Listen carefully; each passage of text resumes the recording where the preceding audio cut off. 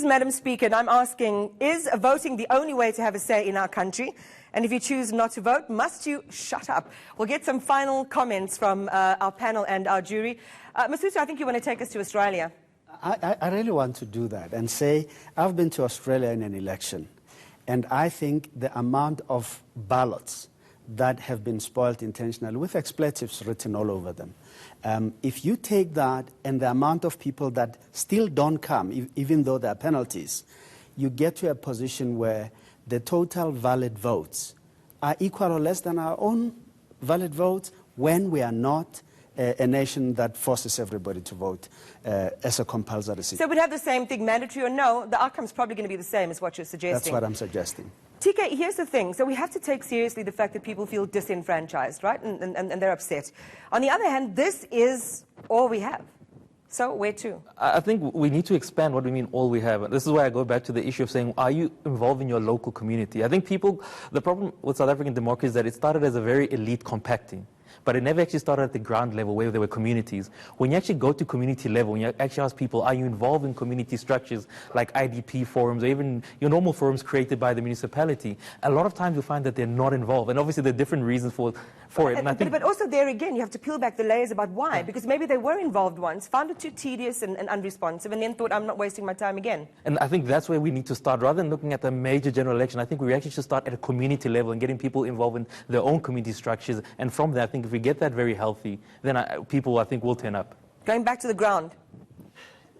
I want to come back to this idea of, you know, the 9 million people, the voices that we are not hearing.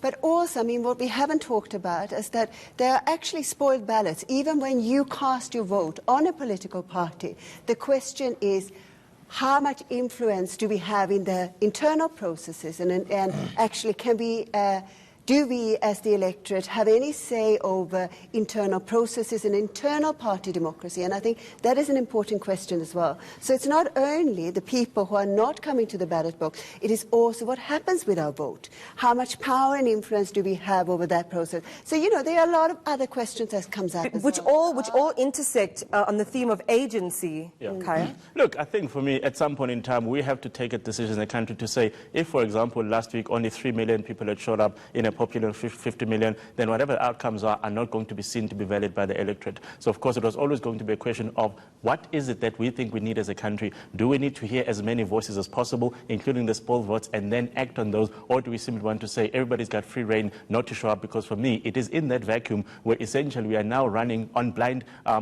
data for the next 5 years and assuming that the people that voted want things to be done in a particular way, and only for the 10 or 15 million that didn't show up to then say, oh, by the way, none of this thing is legitimate because we didn't endorse it. So, of course, for me, unfortunately, we're not yet mature as a democracy to have that free rein. We need to force people to say, tell us exactly what you need to do, what you want us to be doing as a country, and how to set that agenda. And if you don't do so, you might wake up one day and simply say, I don't understand this thing. I don't endorse this. I bristle at the notion of forcing people to do anything.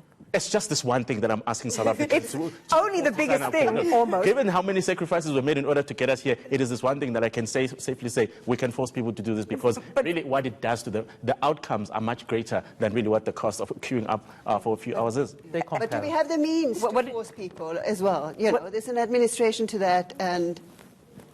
What were you going to push back? I'd say compel, because I know what they did in Australia was they actually go for things like your social services. You might be a very young person who hates democracy, but when you get to the age of 65 and you need something else, they actually check your record and say, but listen, you were not an active citizen, so why should the state now come in and help you when you're not active in all these years? Malformed democracy, and in your mind, what happens in the next election? Are you going to employ the same strategy? It all depends, you know, it's a case-by-case basis. Like I said, you know, it varies. There's been times when I voted, been times when I spoiled votes. On the other hand, again, Kaya was talking earlier about, you know, not all citizens can access the courts and NGOs and so on. But again, what I'm saying is that people do participate even in informal means. We cannot ignore that we have had a whole series unresponsive governance. We have seen major issues with internal party political democracy. And again, if a party cannot be trusted with something so small as itself, can we actually trust it with a big budget? Do you know what I mean? So I actually think it's quite legitimate to say that, no, I do not want to be a part of this, but I can be a part of other things. Given that we talk about this ubiquitous R 4.0, I mean, how can we, and it goes to an early question I asked you, how can we do this whole thing differently? We're in a different paradigm in the world. Elections in the way that they exist now haven't changed really much as far as I understand. So how can we do something new? I think we must recognize that South Africa, it's a nation with its histories, with its difficulties in the past, historical and future prospects. And I think we need to look at us internally first and say, how do we relate and talk to each other? And that, I think, is fundamentally the issue we need to engage. Rights must be protected. Thank you to all my guests. And to end with Carlin again, and I've modified it slightly, everybody complains about politicians. Everybody says they suck. But where do people think these politicians come from? They don't fall from the sky. They don't pass through a membrane from another reality. No, they come from South African homes, South African families, South African churches, businesses, and they're elected by South African voters. This is the best we can do, folks. It's what our system produces. Garbage in, whoops, garbage out. But perhaps that's too cynical against the backdrop of the bloody price that was paid for our right, as Kaya was saying, to vote in the first place. But are we really getting the true rewards of those sacrifices made? And could there be another way? You decide. Thank you for watching.